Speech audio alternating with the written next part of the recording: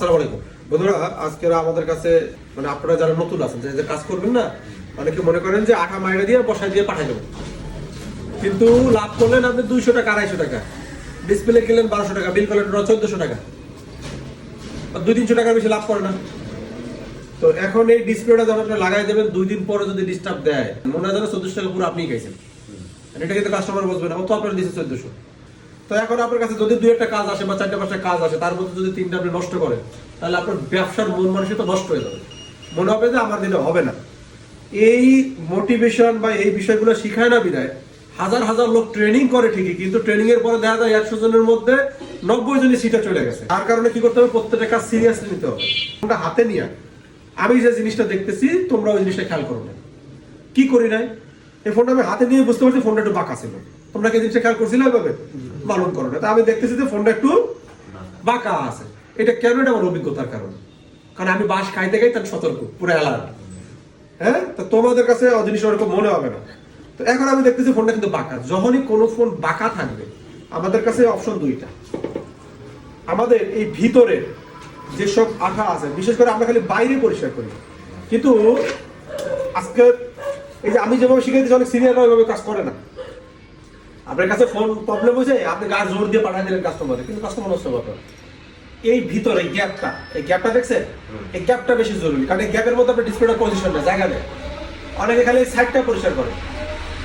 তো আপনার এই গ্যাপটাও ভালো করে খেয়াল করতে হবে, তাহলে কোনো জায়গাটা গোল বিন্দু বা কোনো কিছু জমা না থাকে। আপনি সব জায়গায় পরিষ্কার করলে নিজের একটু ময়লা হয়ে গেছে, ওই কারণে কোনোটা রুস হয়ে থাকবে, সাদা হয়ে যাবে ভিতরে। সাদা ওই যে সাদা যখন মেসেজে যাবে তখন সাদাটা বুড়ির মতো দেয়, এই কারণে। কিন্তু তাহলে আপনার এই ভিতরটা পরিষ্কার থাকতে হবে, মাস্ট বি। আচ্ছা, যেহেতু এটা একটু বাঁকা, তখন আমার কি করতে হবে জানেন, আঠার পরিমাণ লেয়ার বাড়াই দিতে হবে, জানো ভিতরে আর একটু গ্যাপ পায়। আগে ধরেন 1 লেয়ার ছিল, আর আপনি 8 লেয়ার বাড়াই, ডবল লেয়ার হলে আপনার ডিসপ্লেটা হেঁটে থাকবে, তাহলে নিচে গ্যাপটা বেশি পাচ্ছে না, 1 লেয়ারে যতটুকু পাবে। 2 লেয়ার যদি একটু গ্যাপ বেশি পাবে না, তাহলে ওটা আঠা বেশি দেবে, যেহেতু এটা বাঁকা।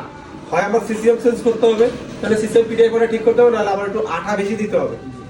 না হলে কি হবে, আমার ডিসপ্লেটা টিকবে না, বেশি দিন প্রবলেম করবে। এই জন্য আমি আঠাটা বেশি দেবো। দেওয়ার পরে সাথে সাথে লাগানো যাবে না।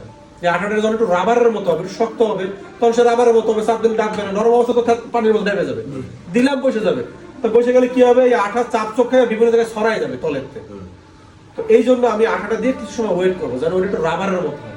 ডিসপ্লেটা দিলে ধরে পারবে, কিন্তু পাঞ্চিং এর কাজও করবে। এইভাবে চিন্তা করে কাজ করতে হয়, তাইলে আর সমস্যা হবে না। আচ্ছা, এইবার আসেন ডিসপ্লেটার ক্ষেত্রে।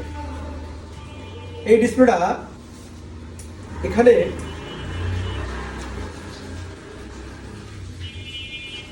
এই যে ট্রেনিং 10 মিনিটে শিখতেছেন, আমরা 10 বছর বাস খেয়ে যেটা পাইছি এটা কিন্তু আপনাদের শিখাইতেছি। 10 মিনিটে শিখতেছেন, আমরা 10 বছর বাস খেয়ে যেটা পাইছি এটা কিন্তু আপনাদের শিখাইতেছি, যার কারণে আপনাদের জন্য কাজটা সহজ হবে। আমরা কিন্তু বহু ধরা খাওয়ার পরে মেন ট্রিক গুলো আপনাদের শিখাই দিতেছি 10 মিনিটে, যেন কেউ ক্ষতিগ্রস্ত না হয়। এই জায়গায় দেখছেন যে কাঠগুলো, এই যে কাঠ, এই যে কাঠ, এই যে কাট করা, এই যে প্রচুর ধার জায়গায় হাত দিলে দেখুন বাদে।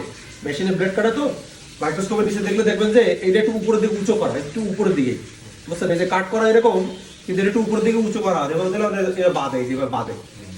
তো যখন আপনি এটা জোরে এভাবে বেশি টান দেন, টান দিয়ে এভাবে যখন বসাই দেন, এটা তো মোটামুটি একটু ফাঁকা আছে, কিন্তু যখন আপনি এটারে ফিটিং করে দেন, তখন তো এই জায়গায় চাপ খায়। চাপ খাওয়ার পরে আবার কাস্টমার বারবার চাপে, তো এই জায়গায় কি একটা পাঞ্চ করে। পাঞ্চ করলে এই ধারের কারণে এই জায়গা শর্ট হয়ে যায়। শর্ট হয়ে গেলে আমাদের টাচ অটো কাজ করা শুরু করে, বুঝলেন? কি করে? অটো কাজ করে। তাহলে এটার অপশন আছে কি? 2টা অপশন আছে।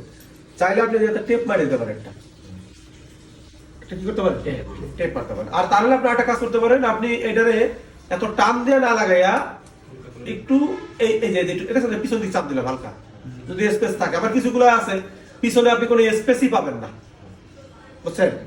পিছনে কিন্তু কি পাবেন না, স্পেস পাবেন না। সেই ক্ষেত্রে এখানে আঠাই দেওয়া যাবে, একটু আপনার টান দিয়ে যতটুকু সম্ভব রাখে আর নাহলে আপনি এনে টেপ মারেন। এটা আপনার উপরে ডিপেন্ড করে। করার পরে এইবারে আপনি এই ডিসপ্লেটা আর এই যে এইগুলো খুলবেন, এটা খুলবেন। অনেকে এটা খোলে না, এটা কিন্তু আর্থিং। এই বড আর্থিং না পাইলে আমাদের তো বডি আর্থিংয়ে কাজ করে টাচটা, তাহলে টাচ অটোমেটিক কাজ করবে, এরকম করবে, বুঝা গেছে? তো এই হলো টোটাল টপিক। এই টপিকের উপরে আমি এইভাবে করে এটা এখন লাগাবো, ইনশাআল্লাহ এই ডিসপ্লে আর ফেরত আসবে না। এরপরে কিন্তু ডিসপ্লে কেনার পরে কিছু বিষয় আছে। আপনি ব্রাইটনেস বাড়াবেন কমাবেন, দাপ দিবেন, ব্রাইটনেস বাড়াবেন কমাবেন। মাঝে এত বাজে ডিসপ্লে ঢুকছিল, ওই ক্ষেত্রে আমাদের ডিসপ্লে গুলো আনার পরে সিম লাগানোর পরে নেট অন করার পরে আমাদের তারপর টাচ চেক করা হতো, যেই নেট অন হইতো তখনই টাচে বাফারিং করতে সমস্যা করতে, এমন সমস্যার মধ্যে তো আমরা গেছি। হ্যাঁ, এক সময় চায়না কি করে পচা মাল ঢুকাই দেয়, আর আমরা বিপদে। যে ডিসপ্লে লাগে এটা নিয়ে কমপ্লেন, যেটা লাগাই এই মাসে 2 মাস 3 মাস 4 মাস আগেই আমাদের একজন বড় ইউটিউবার, বড় একজন তার সবচেয়ে বেশি তার ফেসবুকে বিডিআইসি মাস্টার রনি ভাই, উনি কষ্টের জ্বালা যে আমি ডিসপ্লে লাগানোই বন্ধ করে দিয়েছি, মানে এত ঝামেলা। তো এই বিষয়গুলো যদি খেয়াল করেন, আমার দর্শকদের বলতে আপনাদের বলতেছি, কারণ আমার যেটা বেস্ট টিপস এটাই তো আপনাদের সাথে শেয়ার করতেছি, এটাই তো আমি অ্যাপ্লাই করতেছি। এটা তো 19-20 কবে একটা অন্য একটা করলে আমার কিন্তু নিজেরই ক্ষতি হবে। যেগুলো আপনাদের করছি সেটাই আমি কিন্তু করি এবং রেজাল্টটাও আপনার সাথে সাথে দেখেন। তো এখন আমি এটা এইভাবে লাগাবো, আশা করি এই ডিসপ্লেটা ফেরত আসবে না।